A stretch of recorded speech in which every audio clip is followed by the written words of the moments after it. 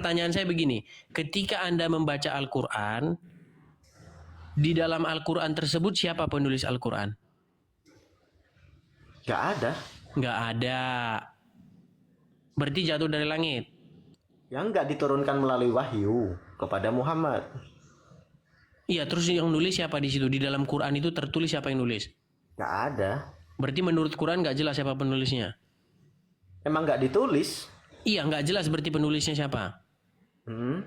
Oke, tidak jelas. Oke, sekarang gini. Anda tahu tidak bahwasanya Muhammad itu dituduh mempelajari Al-Quran dari orang asing atau orang ajam? Ya waktu ya pernah. Oke. Sekarang gini Bang. Bagaimana kita membuktikan tuduhan itu benar atau tidak benar? Kalau menurut keimananku, kan aku juga harus mempertanyakan keimananku juga, Bang. Jadi aku orangnya terbuka, Bang. Ketika ada abang ingin memberikan pemahaman di dalam sudut pandang Kristen atau sudut pandang ateisme, bahkan saya terbuka, Bang. Oke. Jadi gini Bang.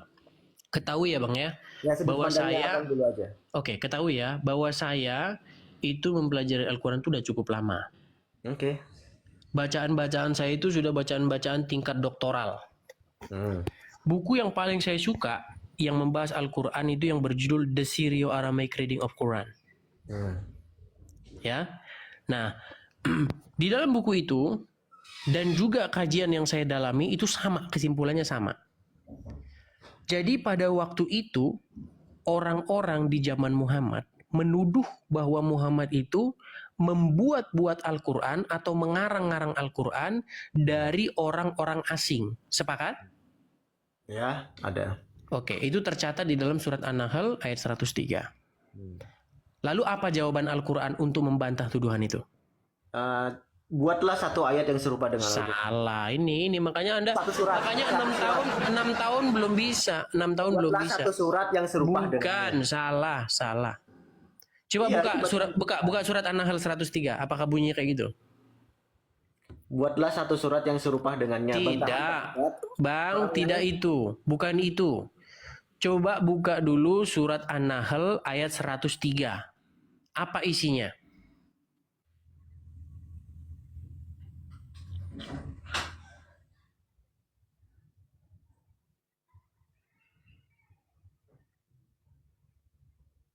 Kita mau dengar nih.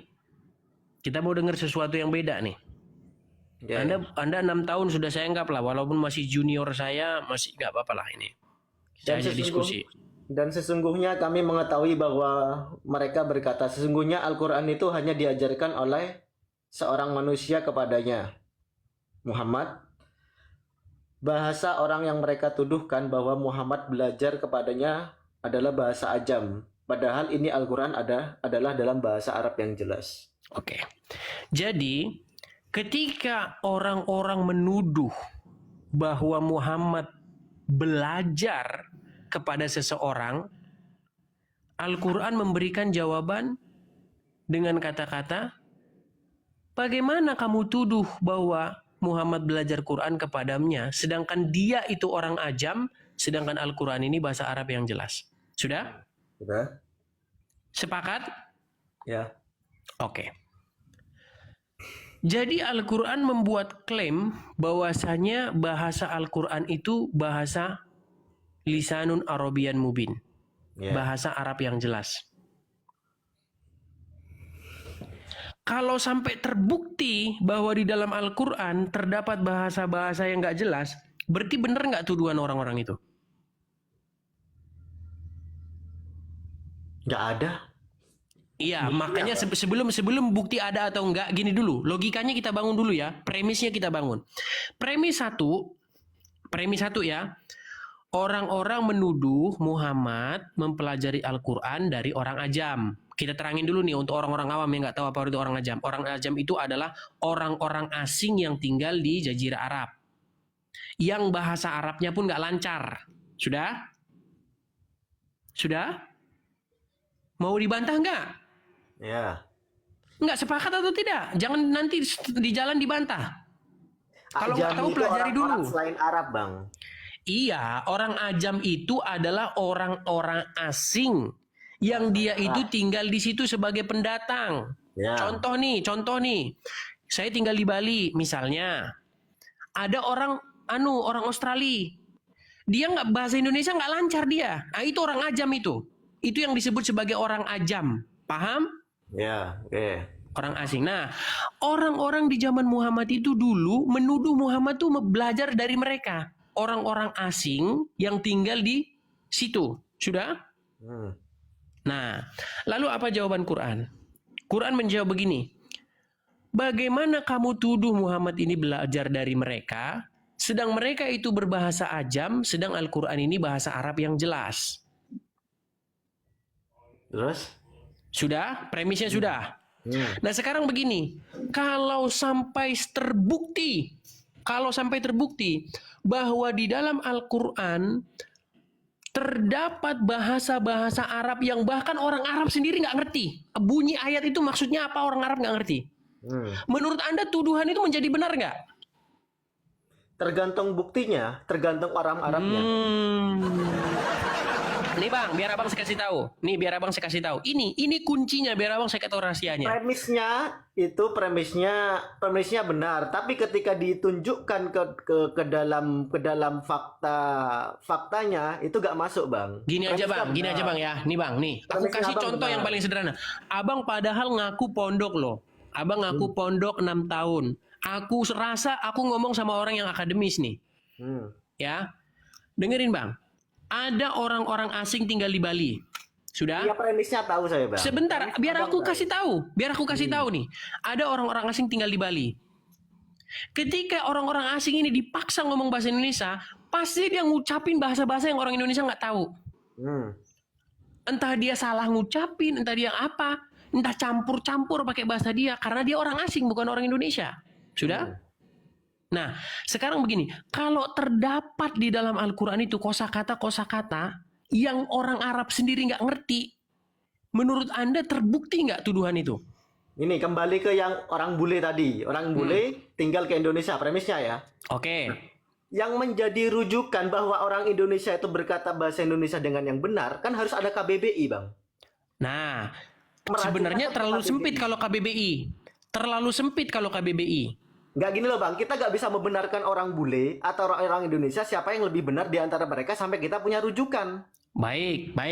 Oke, rujukan ya. Iya. Baik. Rujukan utamanya dalam bahasa itu bukan ajami atau orang Arab. Siapa rujukan dalam bahasa dulu kitabnya? Baik, sepakat. Saya sepakat dengan Anda di situ.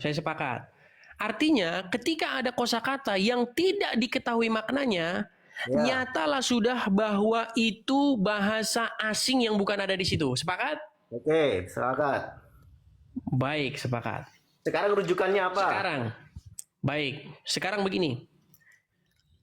Anda percaya tidak bahwa Al-Quran sendiri mengakui bahwa di dalam Al-Quran itu ada ayat-ayat yang mutasabihat? Ya. Kenapa Al-Quran ngomong bahwa di dalamnya itu ada ayat-ayat yang nggak jelas? Apa alasannya menurut Anda? Karena itu bersifat perilaku Tuhan dan itu nggak bisa dijelaskan. Kamu tahu apa tujuan Quran diturunkan?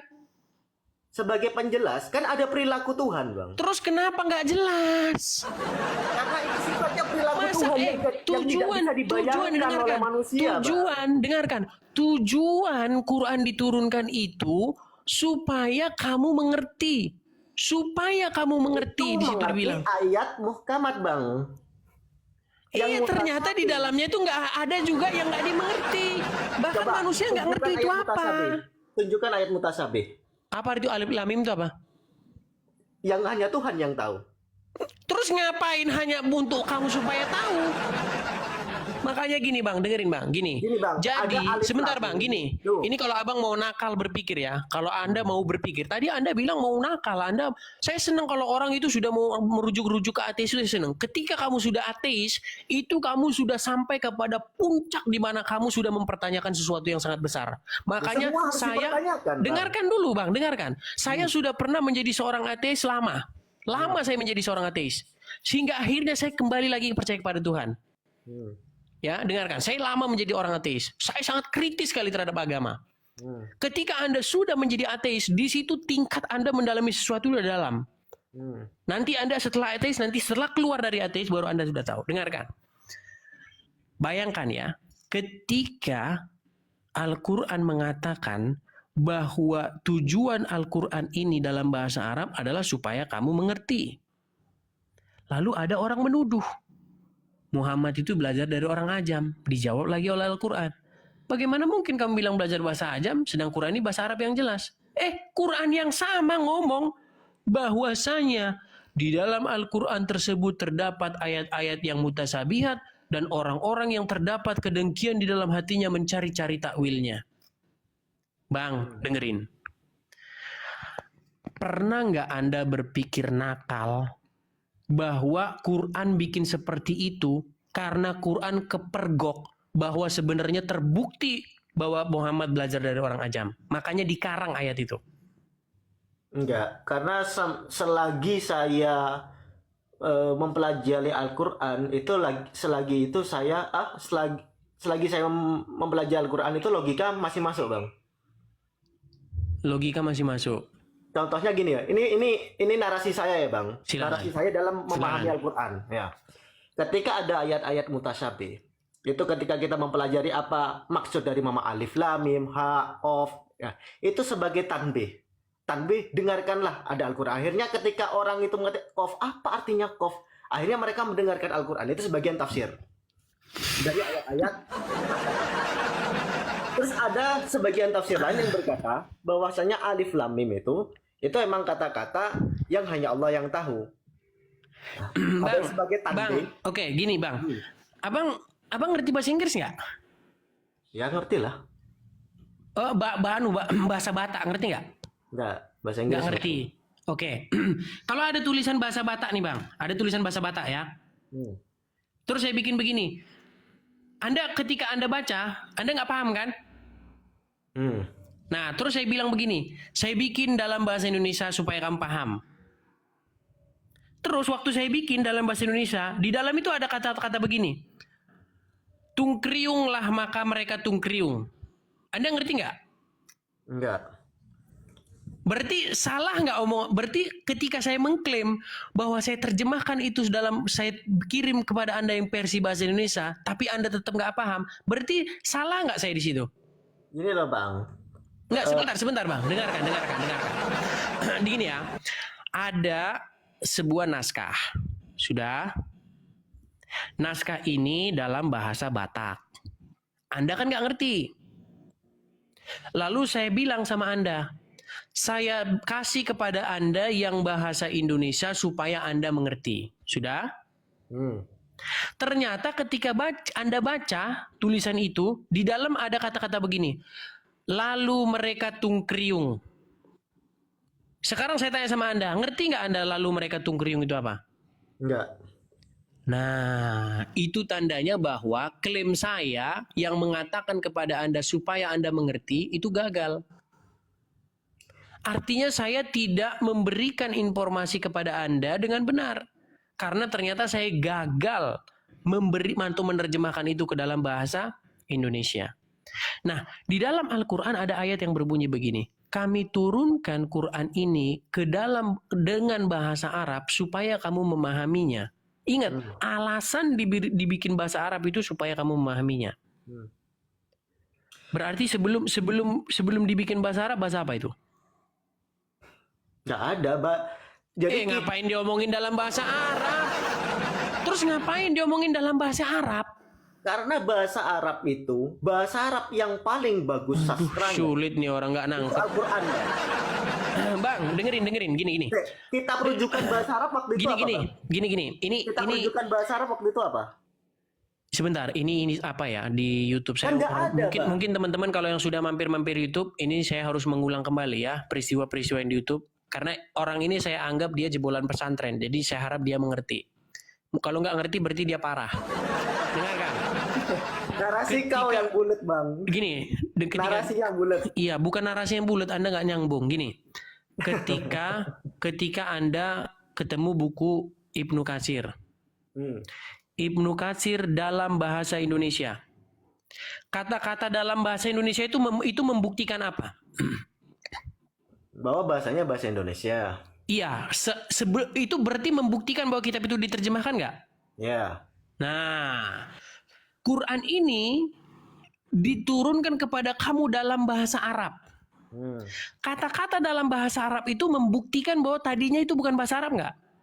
Enggak, bukan seperti Terus itu. ngapain? Terus ngapain dibikin dalam bahasa Arab? Bukan seperti itu narasinya.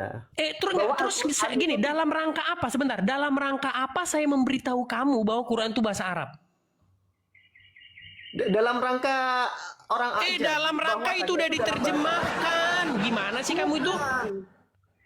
Bahasa pada Terus fungsinya ngomong itu apa? Fungsinya untuk ngomongin itu apa? KBBI pada waktu itu apa, Bang? Kan nggak ada. Kok KBBI sih? Coba kamu dengerin saya gini. Perlu nggak kamu ngomong? Kamu ketemu sama orang nih. Kamu perlu ngomong gini nggak? Saya ngomong sama kamu dalam bahasa Indonesia ya. Kamu perlu ngomong gitu nggak sama dia? Kita kan bermain narasi aja, Bang. Narasi aja bukan bernarasi. Ini yang kamu nggak paham itu. Paham. Dengerin.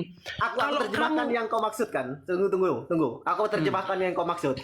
Jadi yang kau maksud, aku ngerti, Bang. Jadi bahasa sebelum bahasa Arab. Kenapa kok Al-Quran menyebutkan harus dalam bahasa Arab? Terus bahasa sebelumnya itu apa kalau harus menyebutkan bahasa Arab? Gitu kan narasi kau, Bang? Seseorang mengatakan dalam bahasa ini, dalam bahasa itu, ketika dia memindahkan bahasa itu ke bahasa lain. Saya kasih Anda contohnya. Nggak ada. Nggak ada narasinya. Itu narasi. Di alamat itu dia sedang memindahkan bahasa. Ketika orang ngomong, oke, sekarang saya tanya sama kamu. Kamu beli buku, kamu ke perpustakaan nih. Ya kan?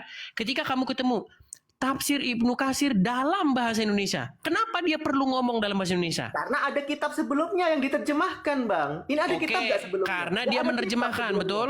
Iya, betul. Karena dia menerjemahkan, betul? Betul. Al-Quran apa diterjemahkan sebelumnya? Terus dia ngapain? Dalam rangka apa dia ngasih tahu ke kamu dalam bahasa Arab? Karena bahasa Arab itu bahasa yang paling baku waktu itu, Bang. Iya, berarti sebelum itu dia bahasa apa? Juga ada, Al-Qurannya aja gak ada. Terus ngapain perlu diomongin dalam bahasa itu? Itu bahasa kau. Bahasa Arabmu. Iya, berarti dia nerjemahin dari bahasa apa? Loh, bahasa pada waktu itu bahasa Sukia, Bang. Waduh, sulit. Bukan bahasa Arab Fusha. Ya, berarti bahasa Arab sebelum bahasa Arab Quran, bahasa Arab apa? Sukia. Bahasa Arab tiap kubu beda-beda. Berarti diterjemahkan dari itu? Enggak. Nah, sekarang enggak lagi gimana? Jadi gini, Bang. Aneh lu ini orang nih. Jadi bahasa yang paling tinggi sastranya ini bukan ngomong bahasa yang paling tinggi. Kita capek kita kalau debat kusirip gitu. Gini loh. Kamu ngomong nih. Saya ngomong sama kamu dalam bahasa Indonesia ya. Saya ngomong sama kamu dalam perlu nggak kamu ngomong gitu sama orang? Nggak perlu. Nggak perlu. Nah, sekarang Quran dalam rangka apa ngasih tahu kamu itu? Saya turunkan Quran ini kepada kamu dalam bahasa Arab. Kenapa dia perlu ngomong dalam bahasa Arab? Ya karena bahasa Arab itu bahasa terbaik untuk Al-Quran memang. Waduh. Berarti bahasa apa? Bahasa Arab, narasi. Waduh, narasi sulit nih orang. Gini. Saya malaikat ya. Saya malaikat. Saya datang ke kamu nih. Datanglah saya malaikat ke Olala. Perlu nggak saya ngomong sama kamu gini? Olala, saya ngomong sama kamu dalam bahasa Indonesia. Perlu ngomong gitu nggak saya sama kamu? Ya nggak apa-apa, ngomong pun nggak apa-apa, nggak ngomong pun nggak apa-apa. Nggak, saya ngomong gitu. Kenapa? Alasan saya ngomong gitu? Kalau asbabun nuzulnya nggak nyampe. Belum nyampe. Makanya teman-teman, ini bahasan-bahasan yang tingkat doktoral. Kalau orang-orang kayak gini nggak nyampe. Saya cuma mau bilang gini, saya pernah nulis itu buku, ya. Buku itu, ya meledak lah buku itu waktu itu. Sekitar 1000 eksemplar itu saya bagi-bagikan. Gratis saya bagi-bagikan itu. Nah, gini. Seseorang tidak perlu ngomong dalam bahasa apa dia ngomong, karena bahasa yang dia omong itu sendiri sudah menjelaskan dia berbicara dalam bahasa apa. Paham? Jadi waktu saya ngomong sama kamu pakai bahasa Indonesia, saya nggak perlu ngasih tahu kamu kalau saya ngomong bahasa Indonesia. Paham? Nah sekarang ngapain Quran ngasih tahu bahwa saya turunkan Quran ini dalam bahasa Arab? Kenapa saya harus ngasih tahu itu? Pernah nggak kamu buka Injil? Kamu buka Injil ya. Pernah nggak Injil itu ngomong, Injil ini dalam bahasa Yunani. Atau Injil ini saya buat dalam bahasa Yunani. Pernah nggak ngomong gitu? Nggak pernah. Karena tulisan itu sendiri sudah menjelaskan kepada pembacanya dalam bahasa apa tulisan itu berbicara. Nah, ketika kamu ngasih tahu, saya tulis dalam bahasa ini, berarti kamu lagi menerjemahkan dari sebelum bahasa itu ditulis. Nangkep nggak? Nangkep nggak? Pikiran kamu? Nangkep nggak? Nangkep. Ya. Sekarang udah nangkep. Ya, tunggu bentar. Saya lagi baca asbabun nuzulnya, Bang. Kamu seorang akademis, rujukannya asbabul nuzul. Ketawa orang-orang dokter ngelihat kamu tuh ketawa. Kalau kamu sekolahnya S3 doktor, misalnya kamu di Kanada, kamu rujukan kamu asbabul nuzul, kamu diketawain kamu. Dokter siapa itu, Bang? Ya. Dokter yang mempelajari Al-Qur'an atau dokter apa itu? Bang Olala, aku harap abang itu orangnya yang akademis. Abang bilang ngakunya jebolan ini. Kalau aku ngobrol sama orang jebolan dari IAIN gampang. Oke, kalau aku ngomong sama orang IAIN gampang. Asbabun nuzul nih. Kok ngomongin asbabul nuzul sedangkan asbabul nuzul satu sama lain aja beda-beda kok. Gimana? Nanti ngomongin asbabul nuzul at-tahrim satu, yang satu ngomong madu, yang satu ngomong Maria Kipti. Nggak jelas kalau udahlah. Kayak kita nggak tahu aja sih. Kalau kita rujukan kita asbabul nuzul itu ya selesai sudah. Nanti menurut ini itu tentang mengharamkan madu. Menurut si Anu tentang mengharamkan Maria Kipti. Bang, saya cuma mau ngomong gini, Bang. Ketika abang ngasih tahu sama orang, saya kirimin kamu PDF-nya yang bahasa Indonesia ya. Saya ngomong sama kamu itu, menginformasikan kamu dalam bahasa Indonesia. Artinya saya itu udah nerjemahin ke kamu. Ya terjemahan dari apa buku sebelumnya? Kan ada pasti. Nah, itu dia. Kita tidak sedang mencari buku sebelum itu. Kita tidak sedang mencari buku itu, tapi kita sedang membuktikan bahwa naskah itu telah diterjemahkan. Makanya ketika Anda ke perpustakaan, Anda lihat tafsir Ibnu Katsir dalam bahasa Indonesia. Kenapa dia perlu ngomong dalam bahasa Indonesia? Karena itu sudah dipindahkan ke dalam bahasa Indonesia. Sebelumnya dia belum bahasa Indonesia. Makanya saya kasih tahu ke kamu. Gitu loh. Nah, ketika kamu inilah pidato Donald Trump dalam bahasa Indonesia. Nah, berarti sudah diterjemahkan itu. Yeah. Gitu loh. Ketika dia nggak perlu ngomong gitu, sama nih, Anda beli buku nih. Anda beli koran misalnya, Sindo hari ini.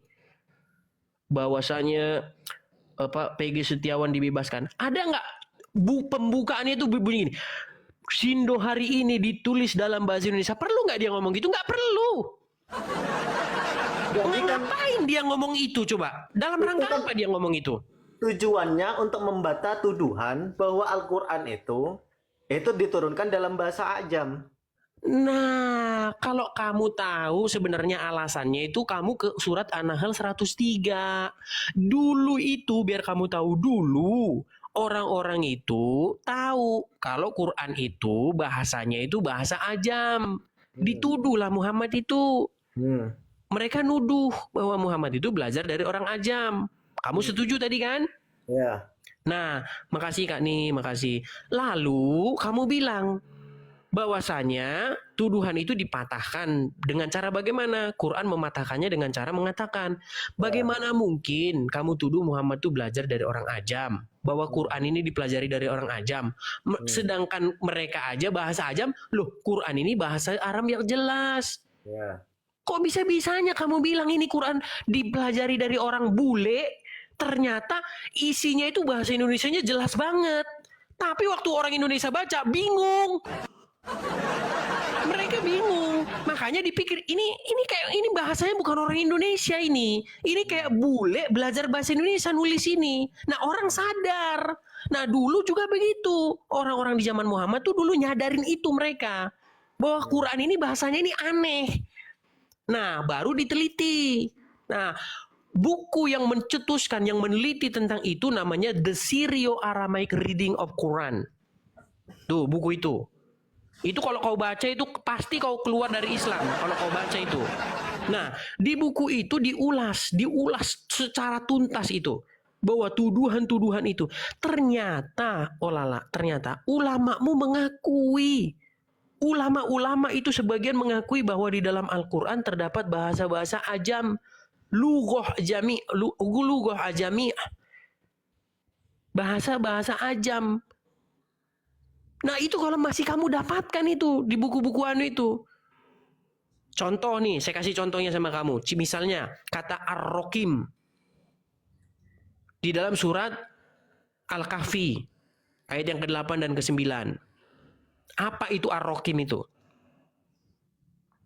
Coba, Anda tahu nggak apa itu Ar-Rokim? Nggak tahu, Bang. Ya iya, jangankan kamu, orang Arab juga nggak tahu itu apa Ar-Rokim. Orang Arab nggak tahu apa itu Ar-Rokim. Makanya kalau kamu baca di dalam Ar-Rokim menurut si fulan, Ar-Rokim artinya nama anjing. Menurut si fulan, Ar-Rokim artinya nama lembah. Menurut si fulan, Ar-Rokim artinya batu bertulis. Banyak di situ tafsir-tafsirnya itu. Sekarang aku ya, Bang. Sebentar gini, Bang. Ya, Bang.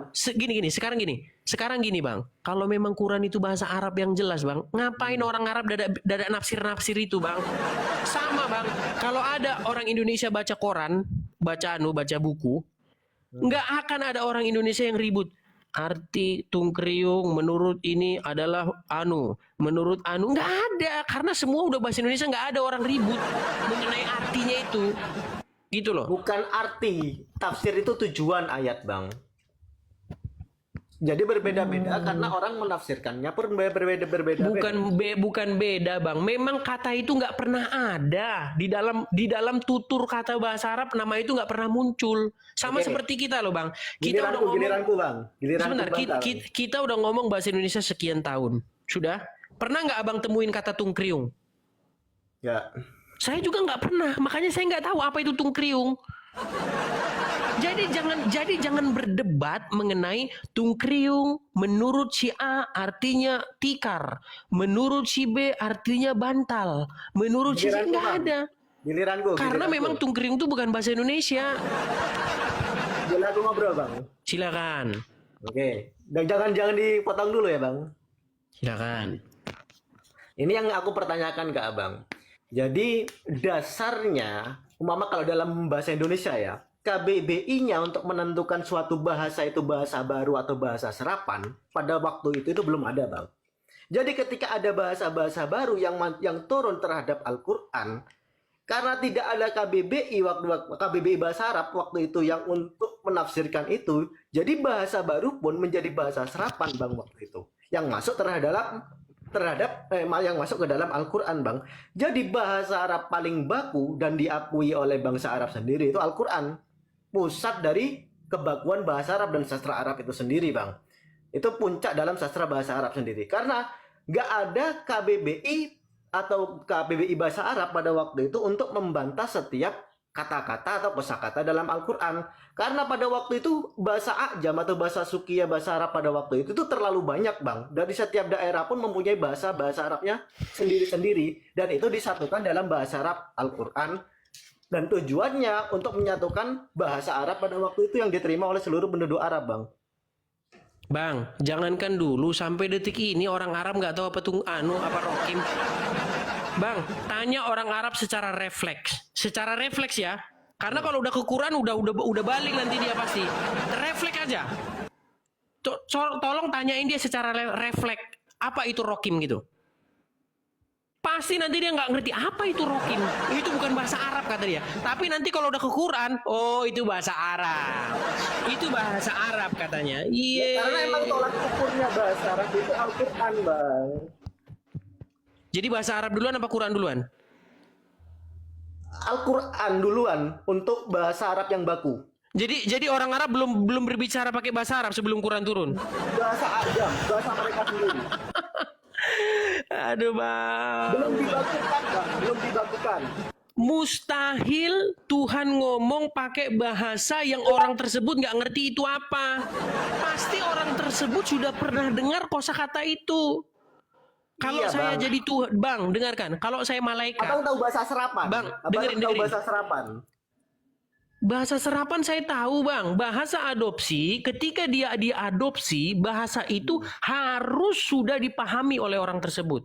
Sebagai Nah, contoh ketika nih. Tuhan berkehendak terhadap suatu ayat dan dijelaskan ayat itu oleh Muhammad, apakah boleh ataukah salah? Lalu Muhammad pernah dengar nggak itu Rokim sebelumnya? Loh, yang menjelaskan Tuhan, Bang. Loh, kalau ayat Di mana? Oke, tunjukkan sama saya bahwa Tuhan jelasin kata Rokim sama Muhammad. Coba. aku nggak tahu kata-kata Rokim itu, Bang, sebelumnya. Iya, makanya itu, Bang. Ya, aku belum mempelajari kata-kata itu. Alif Lam Mim aja. Iya, karena baru 6 tahun, saya udah 13 tahun. Makanya setiap inci, titik, koma di Quran itu saya tahu. Gini, dengerin, Bang. Saya nggak mungkin ngomong sama Anda ketika Anda nggak pernah dengar kosakata itu. Sebagai contoh nih, mau kemana? Oh lala, kamu paham kan? Mungkin nggak saya ngomong sama kamu gini, oh lala, tungkring karabotu kobrabra. Anda nggak tahu kan? Karena Anda nggak pernah dengar kosakata itu sebelumnya. Jadi mustahil saya ngomong sama Anda sebuah kosakata yang Anda nggak pernah dengar. Nah sekarang saya tanya sama Anda bilang tadi, Quran duluan sebagai bahasa atau bahasa Arab duluan? Bahasa Arab, tapi Bahasa yang Arab tidak duluan, baku. oke. Pada waktu Bahasa itu Arab bahasa duluan. untuk membakukan bahasa Arab itu Quran. Oke, sekarang begini. Waktu Quran itu diturunkan kepada Muhammad dengan kata-kata wa rokim di situ. Muhammad ngerti nggak itu apa Bang? itu? Ayat berapa, Bang? Coba buka Quran surat Al-Kahfi ayat yang ke-8. Terima kasih teman-teman yang kasih gift-nya. Makasih teman-teman.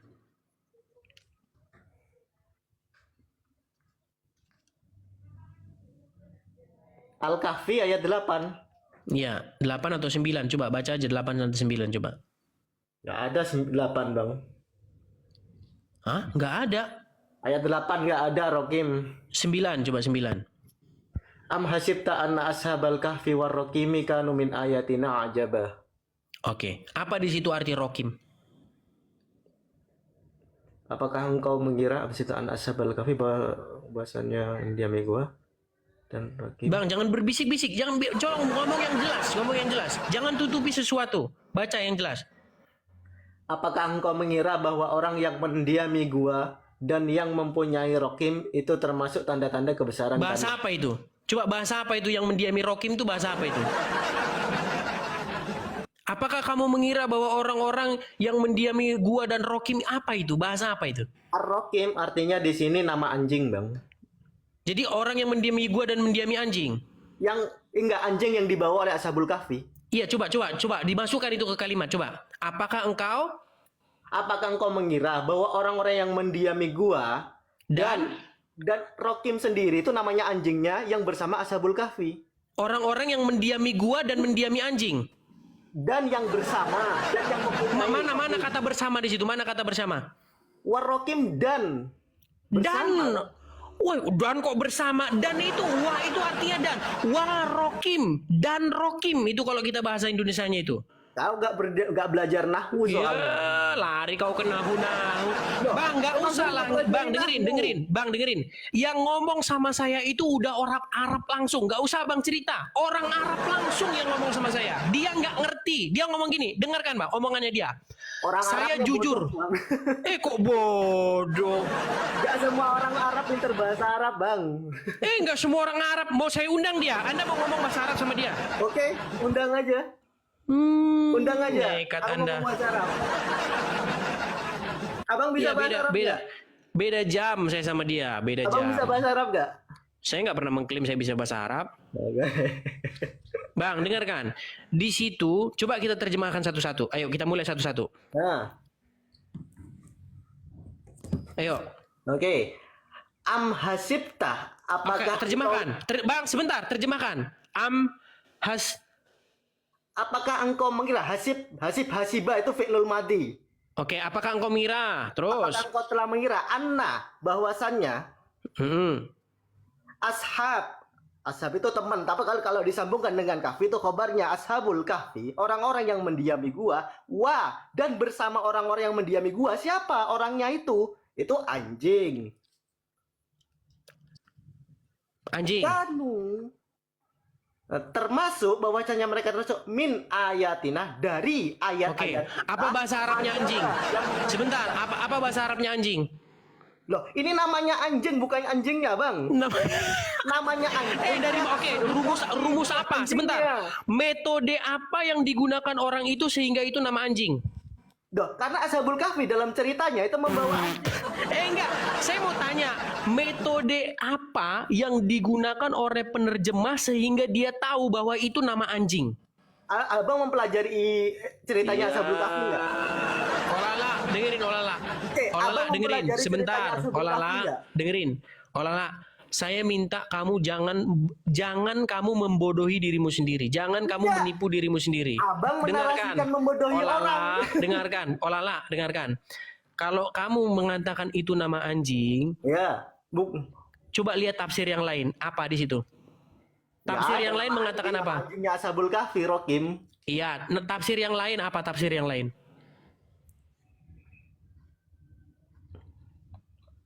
Ada nggak di situ dibilang bahwa itu adalah batu bertulis?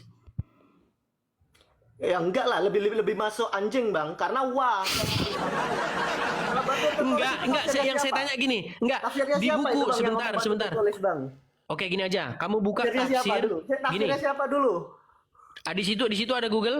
Enggak, tafsirnya siapa? Siapa yang Oke, buka menafsirkan Ibnu batu Katsir. bertulis? Buka Ibnu Katsir.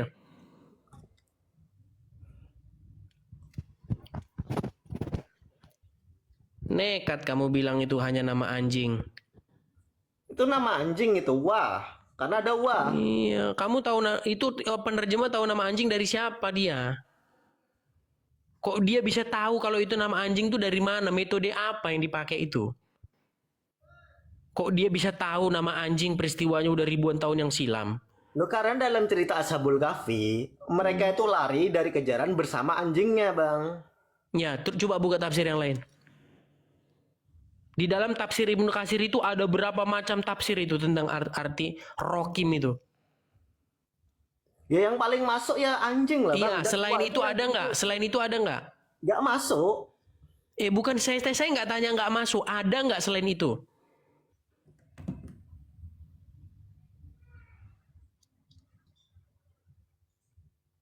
Ada Apa di situ disebutkan? nama sebuah kitab. Nama sebuah kitab. Yang satu nama sebuah anjing. Bayangkan, nama kitab, nama anjing, terus satu lagi apa? Yang bukan satu lagi, ada 40 tafsir itu di situ. Apa aja di situ? Itu makanya butuhnya tafsir, Bang. Iya, makanya sebutin kita satu-satu. Sebentar, Bang. Bang, sebutin satu-satu. Nama kitab sudah ya. 1, 2 nama anjing, 3 nama sebuah lembah, nama lembah, 3, 4 sebuah kampung, nama kampung, 5 nama bukit. nama bukit, 6 Udah. Oke, 6 aja lah, nggak usah banyak-banyak nanti tambah pusing. Coba gini, sekarang saya tanya, metode apa yang dia pakai sehingga itu menjadi nama lembah? Metode apa yang dipakai sehingga itu nama kitab? Metode apa yang dipakai sehingga itu nama anjing? Metode apa yang dipakai sehingga itu nama lembah? Coba, apa metodenya? Kalau metode sejarahnya, Udahlah Bang, Bang Olala, gini Bang. Abang kalau memang orang akademis kita bicara akademis. loh, itu Ya. tafsir, Bang. Jadi Iya, dalam tafsir intinya orang itu gini berhak Bang. menafsirkan Intinya apapun. iya.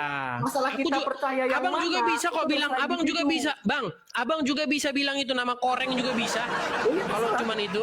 Iya, Terserah. makanya begini, yang saya tanya metode yang digunakan untuk menerjemahkan bahwa itu adalah nama lembah itu apa?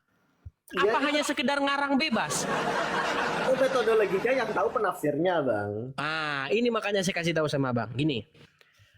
Orang Arab tidak akan mungkin menerka-nerka kosakata yang jelas-jelas itu bahasa Arab. Orang Indonesia tidak akan mungkin menerka-nerka arti sebuah kata kalau itu memang sebuah bahasa Indonesia. Saya kasih Anda contoh ya. Ketika Anda beli koran Sindo hari ini, Anda baca itu di situ, tidak ada satupun di situ kosakata yang orang tidak tahu apa artinya. Makanya di dalam Bible tertulis begini. Nih ya. Ini saya bukakan ayat dalam Bible. Meskipun ada beribu-ribu suku kata di muka bumi ini, tidak ada satupun, saya ulang lagi, tidak ada satupun di antaranya yang tidak mempunyai makna. Dari seluruh jutaan bahasa di bumi ini, satu pun tidak ada kosakata yang tidak ada artinya. Coba tunjukin kosakata yang nggak ada artinya, yang dipakai dalam berkomunikasi. Nggak ada. Kecuali Anda pakai bahasa kerak. Itu nggak ada artinya. Itu pun nggak dipakai manusia. Tapi kalau selagi manusia yang pakai, pasti ada artinya. Selagi manusia yang pakai itu. Nah, cuman di Quran ada kosakata yang manusia nggak ngerti artinya. Biar abang tahu. Apa buktinya? Ar-Rokim. Apa buktinya bahwa nggak ada manusia yang tahu? Semua ditafsir-tafsir. Ada yang bilang itu nama anjing lah. Ada yang bilang itu batu bertulis lah. Ada yang bilang itu nama lembah lah. Banyak berjubel di situ tafsirannya. Makanya bang, saya cuma mau bilang satu bang. Bahwa dulu Muhammad itu memang udah dituduh bang, dia itu belajar Quran dari orang asing. Makanya ketika diterjemahin, ketika jadi barang itu, orang Arab banyak yang nggak ngerti artinya. Itu bukan cuma satu bang, bukan cuma satu. Dan ulama-ulama mengakui bahwa ada kosakata asing di dalam Al-Quran. Ada ulama-ulama yang mengaku itu. Masih kau mau datang besok? Jadi dalam ayat-ayat dalam tafsir Al-Quran itu bang, jadi siapa yang kita percayai itu tergantung imannya kita masing-masing. Nah, masalah penafsir ingin menafsirkan suatu ayat yang tidak jelas, karena ayat itu tidak jelas artinya maka ditafsirkan bang. Dan metodologi penafsirannya itu menurut tiap-tiap penafsir itu beda-beda bang. Masalah siapa yang kita percayai dan apa kata itu yang kita percaya itu imannya masing-masing bang.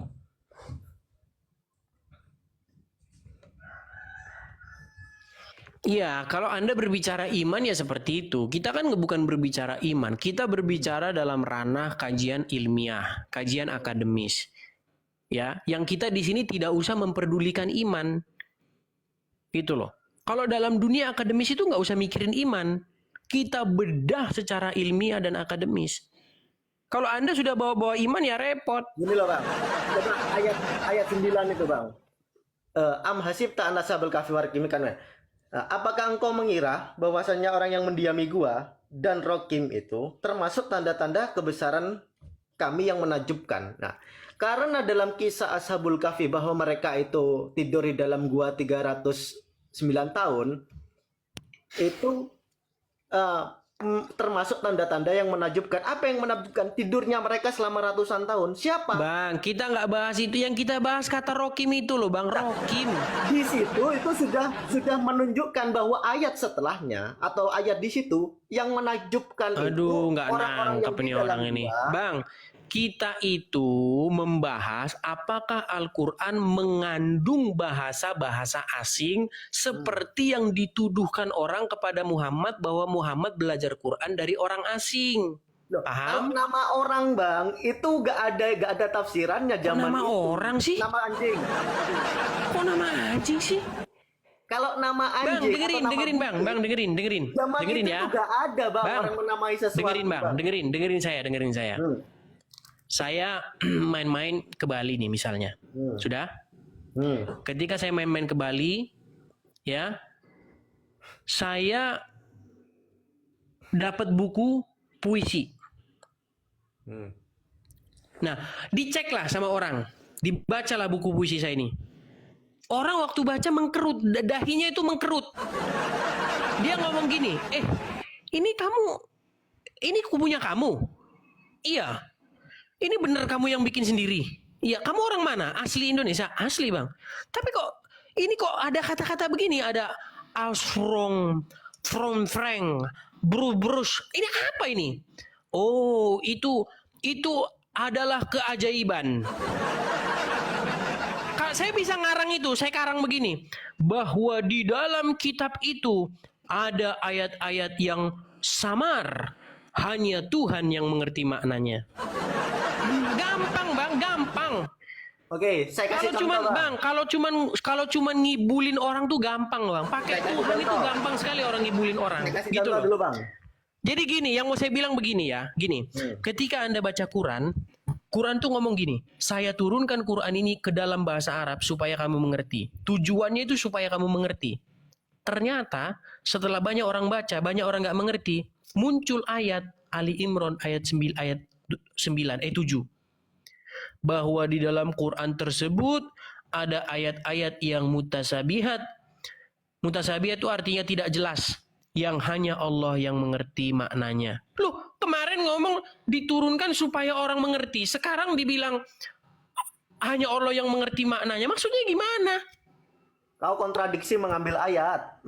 Kok kontradiksi? Kau yang kontradiksi mengambil ayat. Oke, Bang, abang akui nggak bahwa dalam Quran itu ada ayat-ayat yang nggak jelas? Enggak. Yang Mutasabihat itu apa? Mutasabihat itu apa? Mutasabih itu hanya Allah yang mengerti. Nggak jelas, betul? Bukan nggak jelas ya, jelas. Tapi hanya Allah. Sebentar. Sekarang saya tanya, arti dari mutasabih itu apa? Mutasabih itu ya stabil menisbatkan, ternisbat. Bahasa Indonesianya lah, coba terjemahkan mutasabih itu dalam bahasa Indonesia. Ternisbat, Bang, ya. Bahasa Indonesia ternisbat itu apa ya? Sulit. Bilang aja, Bang, nggak jelas atau samar gitu loh. Kayak Betul gini. nggak? Ayat bahwa Allah beristiwa alal ars. Itu Bang, kan Bang, jangan lari kemana-mana dulu. Bang, tolong dengerin. Apa arti mutasabihat? ayat yang hanya Tuhan yang mengetahui. Oke, berarti bagi manusia nggak jelas? Hanya Allah yang bisa Iya, menjelaskan. bagi manusia, Bang. Bagi manusia jelas nggak? Ya.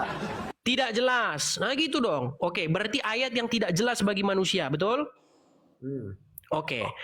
Tujuan Quran diturunkan buat apa? Bukan nggak jelas supaya bagi kamu manusia, bingung Bang. atau supaya kamu mengerti? Ya, supaya mengerti lah. Supaya kamu mengerti, tapi di dalamnya ada manusia yang nggak ngerti. Karena ayat-ayat itu Makanya ayat-ayat Bang, yang dengerin Bang, dengerin. Ada Tuhan, Bang. Makanya ini dengerin teori Tunggu, saya nih. jelaskan. Bang, dengerin teori saya. Biar tahu ayat Bang, mutasabih dengerin contohnya Bang. seperti Ini apa, teori Bang. saya Bang ya. Dengerin Bang teori saya. Ini teori yang saya temukan. Nggak masuk teorinya. Abang bantah teori saya nih. Abang bantah teori saya. Teori saya begini, bahwa dulu orang-orang kan sudah mulai tahu, sudah mulai curiga dengan Quran. Baru dituduhlah Muhammad itu belajar Quran dari orang asing. Nah, direkamlah itu di dalam surat An-Nahl ayat 103.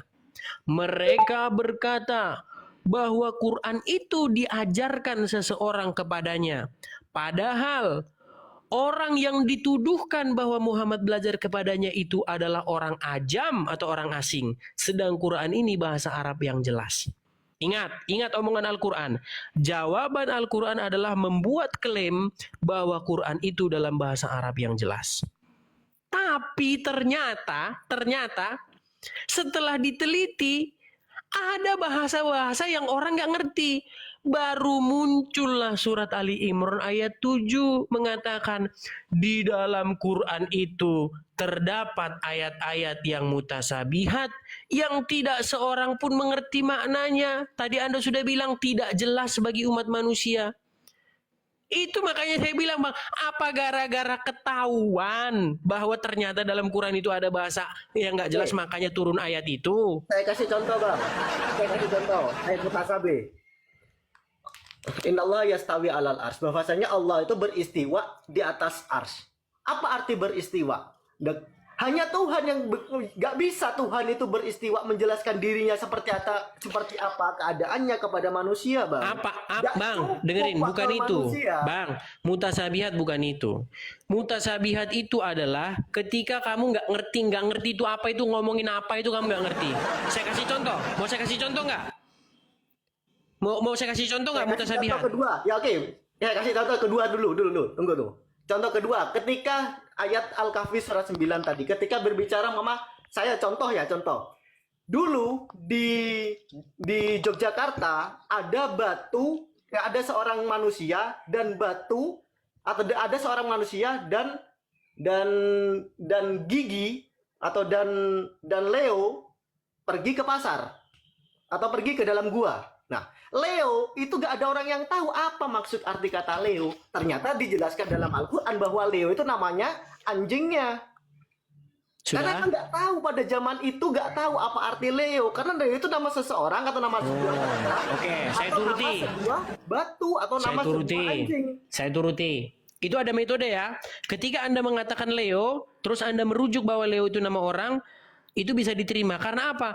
Karena memang tercatat dalam sejarah bahwa Leo itu pernah menjadi nama-nama orang. Teman saya juga ada namanya Leo. Loh, pada waktu itu mungkin Dengerin Rocky juga dulu, nama orang Bang. Dengerin dulu.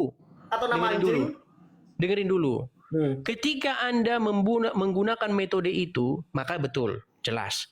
Sekarang saya tanya sama Anda, Ar-Rokim itu nama anjing itu, kapan Anda bisa buktikan bahwa ada anjing bernama Ar-Rokim itu kapan?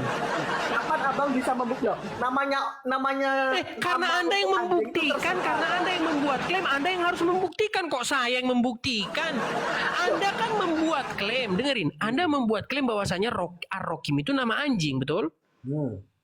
Sedangkan itu Anda harus jelaskan asal usulnya, betul? Tuhan yang mengklaim bahwa namanya itu Al-Hakim, Bang. Oke, di mana? Di mana Tuhan bilang kalau itu nama anjing? Di Al-Quran Mana di situ bahwa itu Ar-Rokim itu nama anjing mana? itu tafsirannya. Tafsirannya bukan cuma satu.